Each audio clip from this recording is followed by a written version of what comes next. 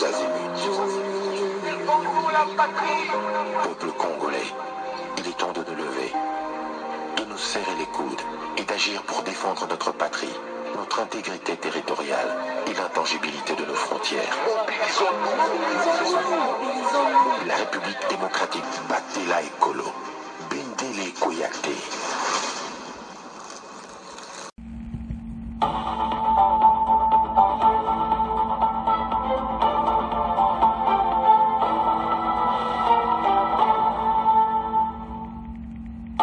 Bonsoir, bonsoir, bonjour, c'est Congo News 24. Bande Konanga, comme toujours avant de commencer notre émission, nous disons merci à Dieu. Nous disons merci à nos chers abonnés et téléspectateurs qui nous suivent partout dans le monde et en RDC. Bande Konanga, soyez les bienvenus. Allez, une chers téléspectateurs. Kagame au pied du mur, Guterres lève le ton, 27 membres ont décidé, il y a une européenne. Donc, Moutumaye le Sili. Alors, Tokolobale, sur la rencontre à Fachi, Oya Kutana Kinandashimi, c'est dimanche. Makambweza ya Kosakanate, Kagame au pied du mur. Chers téléspectateurs, émission de Bandi, et comme étant au ensemble, ma solo yamboka. Bande Kosa continue, précieuse à augmenter kaka. Bande ko makambo za minene. Awa toko banda avec Genève. Na Genève toyoka premier ministre abiso, après toko yoka Guterres.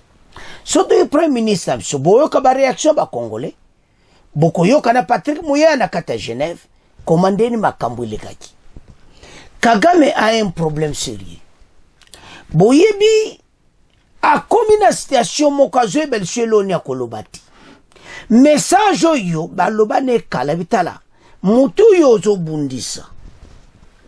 Fais attention. Kagame za croué totalement. Ba secret nyo se bimi, ba minere na nyo so oazwa kana EDC et zo constituer économie ne mboka na yi. Donc azo vivre une situation très très difficile. Maintenant c'est ça ma case. Dans ces pays 30% l'économie na nyonso et utaka na aide ya libanda pour à résister na mboka na yi. Bazo kata ba aide wana. Il a travaillé fort pour aider la communauté internationale à travers armée na na Mozambique, na Centrafrique, partout. Mais qu'est-ce qui a eloni ariki na suka? Problème na bisonde bomi. Problème na biso de communauté internationale bakena chwati. Yenzela memaki akenaki nango mabe. Eza kopna salaki na bango, mais akenango na ndenge moko ya lokoso ya zanango esukisi. Bande ko boyoka ba rapport, il y a à peu près 7000 morts à Goma. Premier ministre Mutabandaki Masulu. Et quand Simino a pris la parole, après wana Bokoyoka réaction à Congolais na katia. Sal, il y a droit de l'homme à Genève. Donc, à cette situation moko difficile, pour le moment précieux zaka komata. Ba Macron va supporter kay mikolo ba kango monoko. Pas comme kolobati. Ils sont coincés. Quand la communauté internationale se prononce sur vous, c'est fini. C'est pour cela qu'il est croué. Azo Lucas s'est échappé, mais c'est difficile. Biloko tout ya salé, monani batu tout ba moni. Tout le monde a vu ce que Kagame a détruit ce pays. Comment a menacé ce pays? Boye ba ke guerre depuis 30 ans. Fachi akutiango, fachi ne mutako sukisa yango. C'est obande ko bazol parce qu'il y a kutaki yango. Pona ko silisa yango, ezaka ba décision oya zwaki ki a négocier na bangote. Alors, situation tozana mena à l'est, suminois en direct à Genève, na droit de l'homme, to landaï, bon to avance. Bandeko, Premier ministre Penda Lobby, il a expliqué comment les pays est détruit à l'est, il a expliqué comment des morts, 7000 bakoufe, puis bamusu bakundi bango, et puis 1500 baza na hôpital, bamususu baza na morgue. Donc place à Kotia et Zati. Alors, en cela, azako senga renforcement ya ba sanction na ye était pas c'est pour le moment il faut à tous. Tout ceci crié par l'armée rwandaise et Salimbo Kanabsoto Koma na niveau tout ça. Bandeko, ça fait mal sur tali pays, au tali ce qui se passe pour le moment à Goma, calvaire. Mais, toko Koma. Alors, Kagame comme une situation difficile, Toyo ka Premier ministre, après Toyo na Guterres, après Toke na Union européenne, parce que yindi na nenga muketi. Kagame a zoé ba soute, c'est pour cela que Kagame pied au mur. Tolanda, Premier ministre.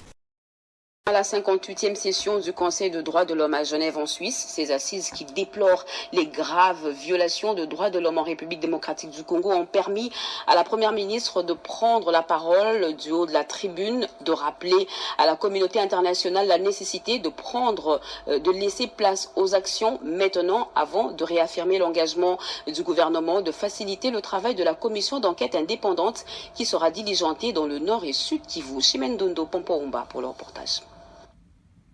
La chef du gouvernement congolais, Judith Suminwa Tuluka, a lancé un appel ferme à des sanctions dissuasives contre le Rwanda lors de la 58e session du Conseil des droits de l'homme de l'ONU. Elle a réaffirmé l'engagement de son gouvernement à soutenir la commission d'enquête indépendante chargée de documenter les violences de droits de l'homme et du droit international humanitaire dans la province du Nord Kivu et Sud Kivu, conformément à la résolution adoptée le 7 février dernier. L'histoire nous jugera implacablement si nous ne faisons rien pour mettre fin au conflit en République démocratique du Congo et dans d'autres parties du monde. Conflits qui ne font que raviver la flamme de l'ignominie et tournent en dérision les principes et buts sacro-saints de notre organisation que sont la paix, le développement et les droits de l'homme. La situation sécuritaire et humanitaire dans l'est de la République démocratique du Congo a atteint des niveaux alarmants.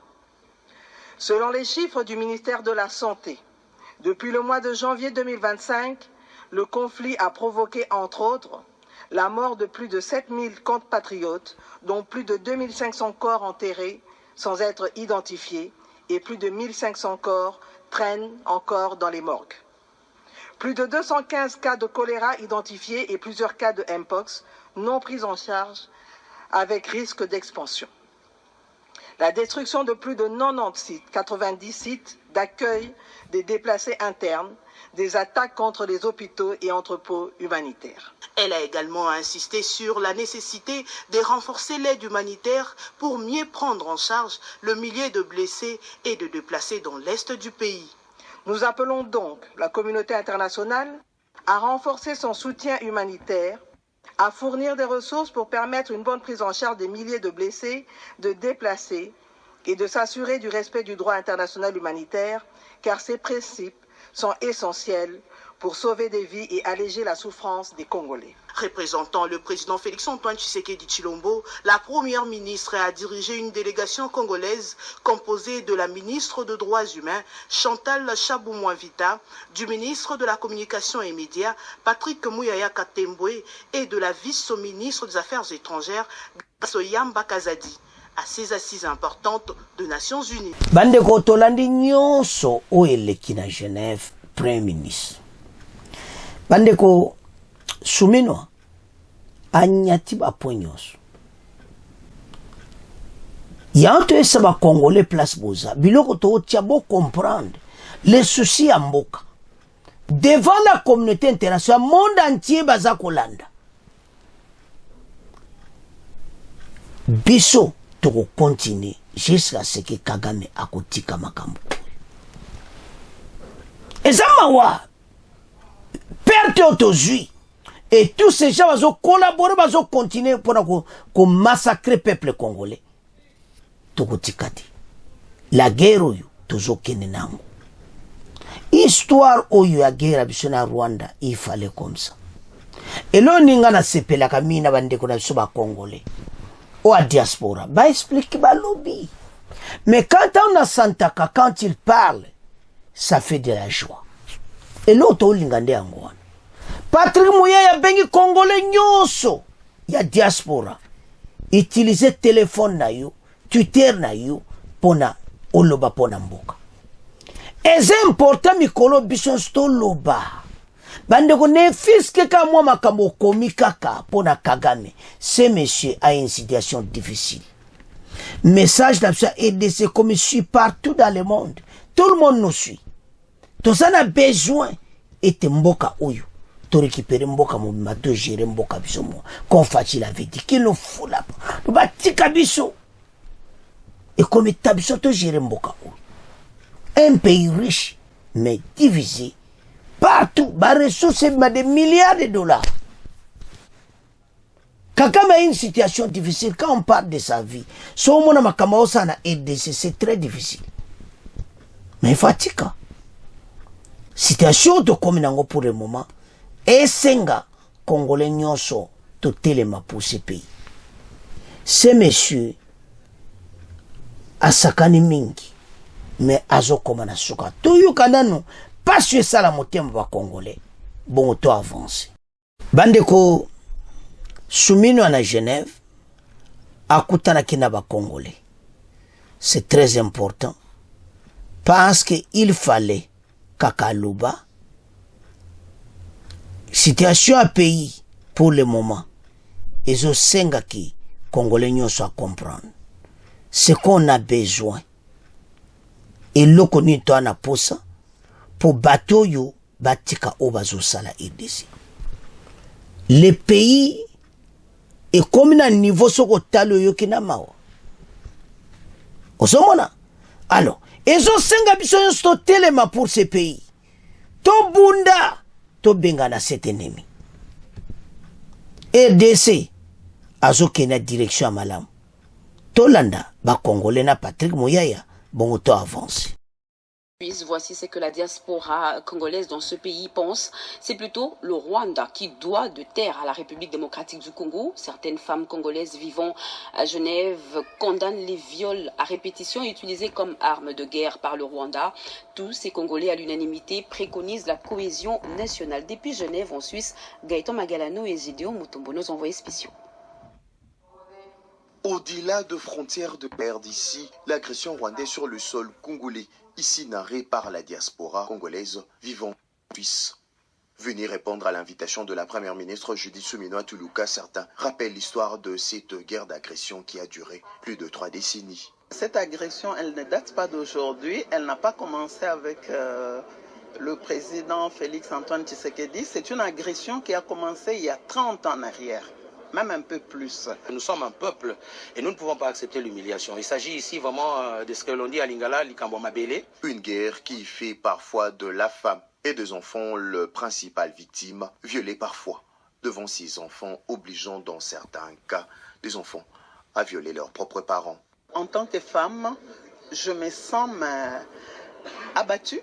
Pourquoi? Parce que moi, puis mon association, nous nous occupons des femmes violées. Elles sont déplacées, elles ont quitté chez elles et en ce moment, elles sont dans une souffrance horrible. Et nous, on dit stop au génocide à ciel ouvert. La RDC, convoitée par le Rwanda, un voisin envieux, si congolais, qui joue l'histoire de l'existence de l'Afrique, estime que c'est plutôt la RDC qui doit réclamer le terre au Rwanda. Parce que quand vous entrez dans l'histoire du Congo, le royaume Congo existait, le Rwanda n'existait pas encore. Donc c'est à nous de nous réapproprier du Rwanda. Si vous voulez que nous ayons une 27e province, faisons-le. C'est notre droit. Au chapitre de proposition, il préconise la cohésion aussi, l'intérêt général de la nation. Ce que nous demandons à ce qu'on essaie un peu de réveiller ces fibres-là patriotiques. Que le Congolais puisse comprendre qu'on n'a pas un autre pays que celui qu'on a là.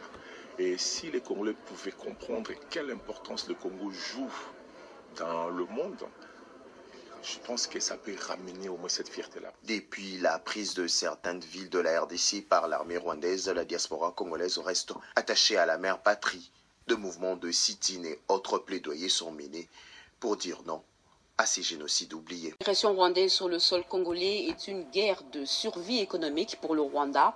L'économie de ce pays repose sur les pillages des ressources naturelles de la République démocratique du Congo. C'est la raison même de son agression au Congo. Patrick Muyaya l'a dit lors d'une rencontre entre la première ministre et la diaspora congolaise vivant en Suisse. Gaëtan Magalano et Gideon Mutombo nous en parlent. Ndengeni Rwanda, depuis 30 ans, ba piyaka, ba ressources à RDC.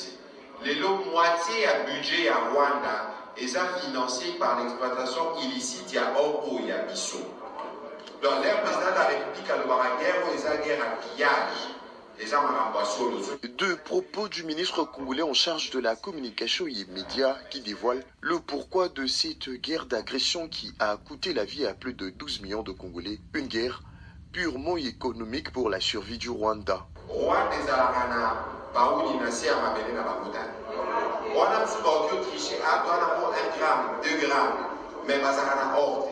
moment où 2026, la projection pour Nabango, c'est avoir 2,2 milliards de dollars pour l'or Oyo Baïbaka. Le porte-parole du gouvernement évoque aussi le différents fronts engagés par la RDC pour mettre fin à cette aventure de Paul Kagame dont le discours aujourd'hui ne convient plus. Mais Boyebi va progrès au biso totalité. Pour les lots Kagame comme Abilobaloba. Akoma tellement que le bami a comme na kokosa pour la mec qui a intervenu dans CNN Nazani nenga boyanola. Mais puis donc quand ça comme Abilobaloba pourquoi toujours bétaillé réglementaire. Patrick Mouyaya invite le Congolais du monde entier à constituer une armée numérique pour combattre le poison rwandais. Congolais nyonso oyo azana téléphone, azana réseaux sociaux, azana Twitter, azana WhatsApp, akoki kokuma pe soda. Aucun centimètre ne sera cédé. La RDC, désormais engagée avec son président à défendre l'intégrité territoriale. Le gouvernement souminois reste dans cette droite ligne édictée par le président Félix Tshisekedi. Revenons au pays. Barambo Katolandi, Patimouya ya lobby penza. Aïsi va Congolais clair. Et puis boyo qui va damouana. Guerre 30 ans. Président Félix a eu au Koutayango. Mais ça tant maintenant besoin de ensemble, tout si sa guerre. Le pays a beaucoup de ressources, c'est le seul moyen et Zakaya ko freiner Kagame pour biso to récupérer mboka na biso. Ba Congolo nyonso batie devant o tuwana bananga et les autres ba ko bwa kisabango. Ce que Rwanda fait. Somona, ndenge bazana problème sérieux. Parce baso bengana bango. Bakozala wana te bazozela. Ya otien to solo ba ke Congolais to bunda pour ce pays bato tout bakozala te. To bengana bango, ils sont venus là. Boyebi elono loba. Soko omoni entourage wa nyos, il y a des Rwandais Hutus. Yozo moke lungazo baza Congolais za Hutu. Aza Rwandais, aza Congolais. Alors tamba le basa la triage. Ba surtout kene na koro processus à Nairobi au processus à Luanda. Tango comme na triage mona o aza Congolais. Vous allez voir que nanga na groupe wana nyonso ba Congolais ba kokata 20 dit. Et mena talo azo sala désordre. Bokangi bato na lera guerre, ba prisonnier na bitumba. Aeba taba loi prisonnier de guerre ti. Ba policier wana bozui ba ombo ko ba ju ba policier na soko pesa ba ku. Cour ni bo pesa ba. Yakoboma. Bandeko, ce sont des terroristes. Basi ba koti na makambo wana, ils tuent. Bazana mawati. Donc, moke comme na niveau moke senga yotelema oloba pour ce pays. Et ça tant qu'on perd d'été. Kabila vanini alobite wana batananga. Baba balobi. Fatia lobi si bato balobakati. Match za mobulu. Bande koko zanga deuxième émission ti. Parce que boyoka ou ebimi. Ya somo. Mais toujours yana. Alors, maintenant après makambo nyonso nde tolandi. Guterres a ekoloba. Alobi membolongo na ville ozo boma batu. M23 soutenu par l'armée rwandaise botika ba arme parce mbalo sanctions zokoya Kagame va souffrir. Tolanda Guterres. Le secrétaire général Bandekonanga, plus de villes tombent, plus les risques d'une guerre régionale augmentent, prévient le secrétaire général de l'ONU qui est appelé à faire taire les armes et à la reprise du dialogue. Pourquoi Zoloba, guerre régionale et Zobanda? Parce que Burundi, le président Burundi a qui tongo dimanche, bna fachiba bweko kutana ba media. Ndashimie aye ya Bolanda Guterres. Ndashimie aye a dimanche kokutana fachi pona ndeni ni yaya oyo. Bae bandena yaya oyo dossier na ye. Ba traité yango. Sur place à l'aéroport de Njili. Abweki koye na vi parce que soko aye. Eko koma eko non ba solo li ba kamunyo na Njili. Ba sala peu sur 2 heures du temps après ya zongi Burundi. Masolo ezalaki tout autour. Situation oyo ya Kagame. Avec ses pantins. O facha lwaki akosola na ba pantin wanate. Fasola maître mon leba soli basani maître na bango kimi. Alors, Guterres azo mona ba réunion fachi ba osana ba ndashimie ba Nangola akokutana Lorenzo makambo ezebele. Ba pays nyonso frontalier ya Rwanda baza ko se préparer à la Tanzanie. Baza sur la confiance à Kagame. Les risques d'une guerre régionale augmentent. Guterres, avant d'igner, sort de son silence. Tolanda, Guterres, bon auto avancé. Parce maintenant tous les babas, il faut l'oba.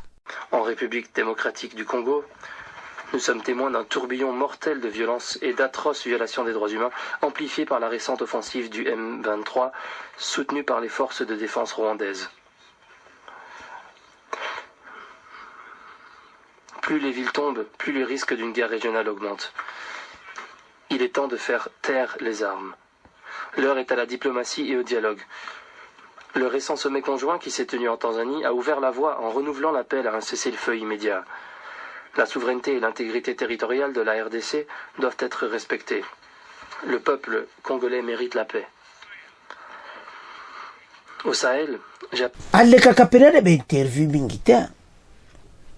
Guterres. Mais Yewana devant les droits de l'homme à Genève. Devant mon Kilibazolande, parce qu'il y a une simba décision. Au Américain, c'est pas pessi. Parce que sanction Kagame a causé. T'as la intégrité territoriale à Mboka. Mais il y a ça un problème. A violer en et puis charte des Nations Unies. Maintenant, message à Guterres, c'est quand même pas tous ces M23, les marionnettes. Arrête, Botika. Mais l'autre, c'est Guterres. Kaka ba marionnette, ba Rwanda, tile, l'on a ba bimiti. Bazali, bozwa ba on ba kende.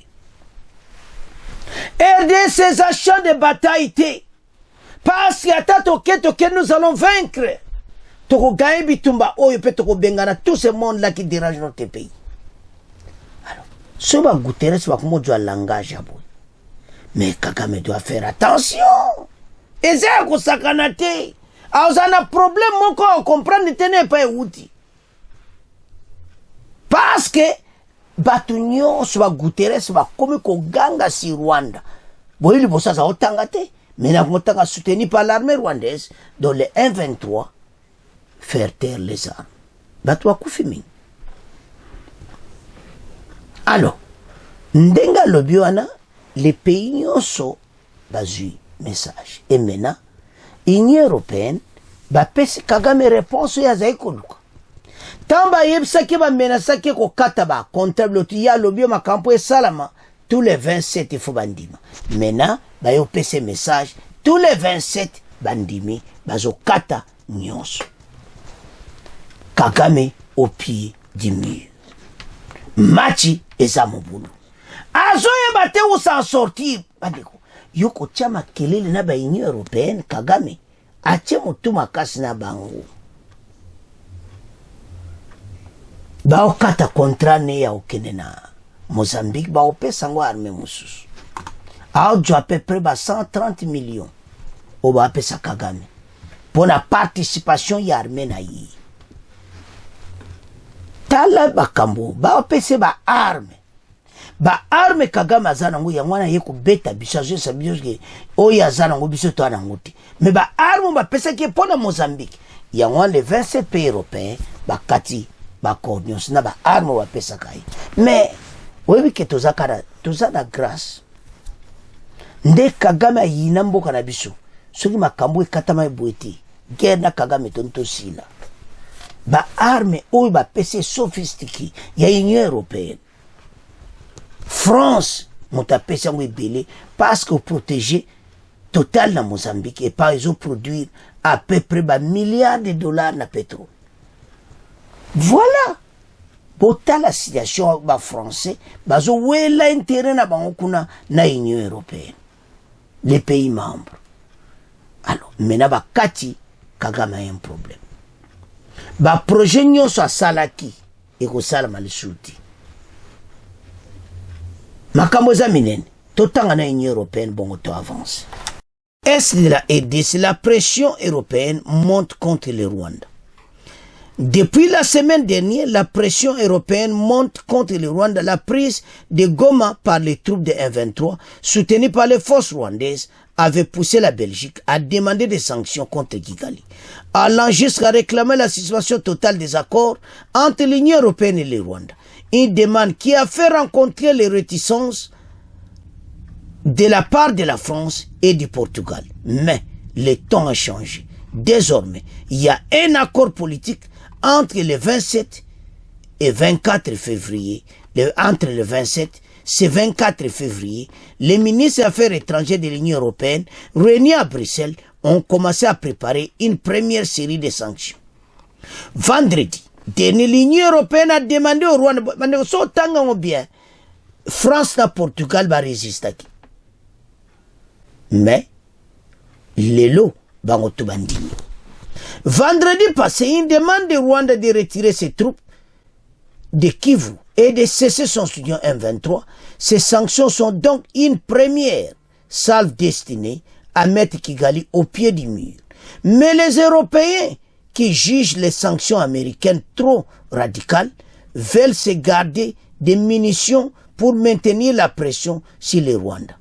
Dans leur viseur, le dialogue politique et sécuritaire avec le Rwanda, l'accord sur les matières premières, Bandeko, Omoni, ici les matières premières critiques, et les minéraux rares, ainsi que le financement européen pour la mission militaire rwandaise au Mozambique, Bakati, Kagame Asimbe Mutu, Maele Sili, Nachaki Makele Pamba, Maele Sili, Omoni, situation au Azanango, Bandeko, l'heure est grave.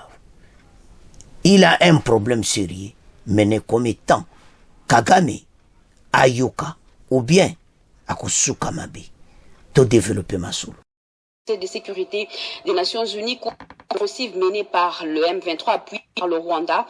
L'Union européenne, à travers son conseil, vient d'adopter des sanctions contre le Rwanda, exigeant à son tour le retrait immédiat de ses troupes de la République démocratique du Congo au risque de recevoir d'autres sanctions plus dures. Les 27 États membres ont également suspendu l'accord controversé sur les minéraux conclus avec Kigali, ainsi que la coopération militaire avec le Rwanda. Joseph Oscar Makeish.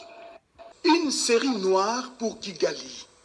Le Conseil de l'Union européenne a annoncé la suspension des consultations en matière de défense entre l'Union européenne et le Rwanda. L'UE annonce également le réexamen du protocole d'accord controversé concernant les matières premières critiques. Pour la vice-présidente de la Commission européenne et haute représentante de l'Union européenne pour les affaires étrangères et la politique de sécurité, Kaja Kala, je cite, « La situation est très grave et nous sommes au bord d'un conflit régional. L'intégrité territoriale n'est pas négociable, que ce soit en RDC ou ailleurs. » Fin de citation. Annonce faite à l'issue du Conseil des affaires sur le terrain. Elle exhorte par ailleurs le Rwanda à retirer ses troupes du territoire de la RDC dès ce lundi 24 février 2025.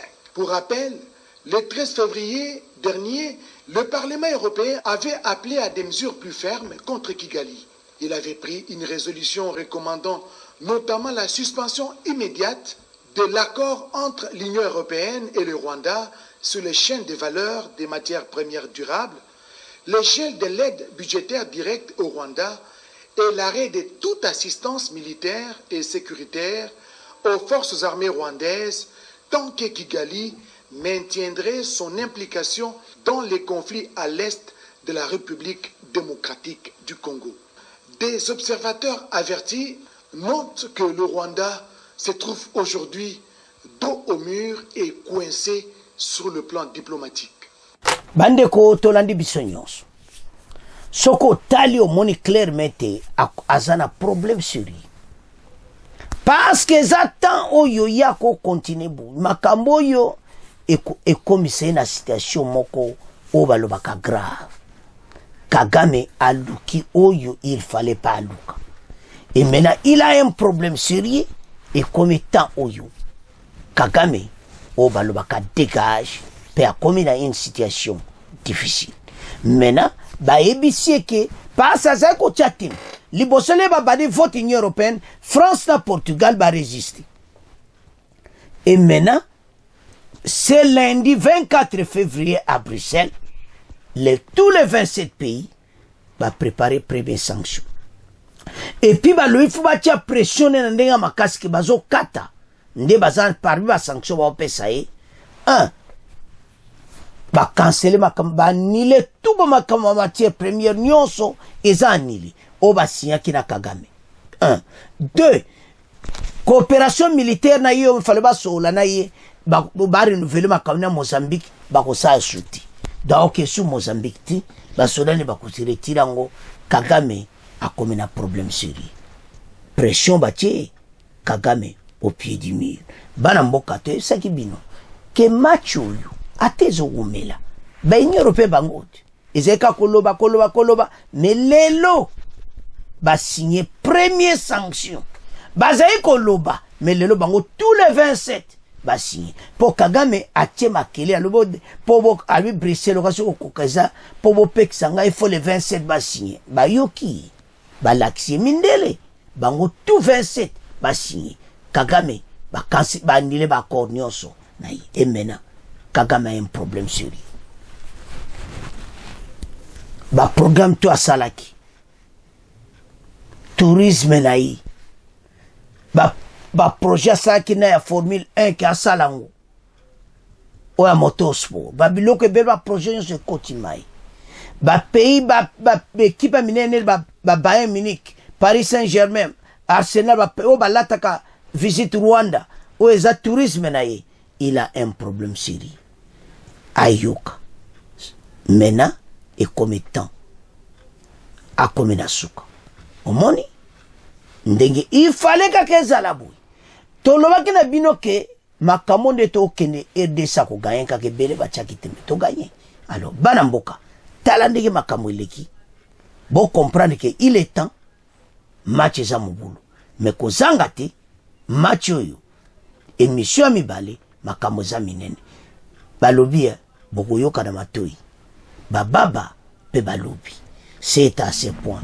To comme clôturer émission na biso. To kutana na deuxième émission. Au revoir. À la prochaine.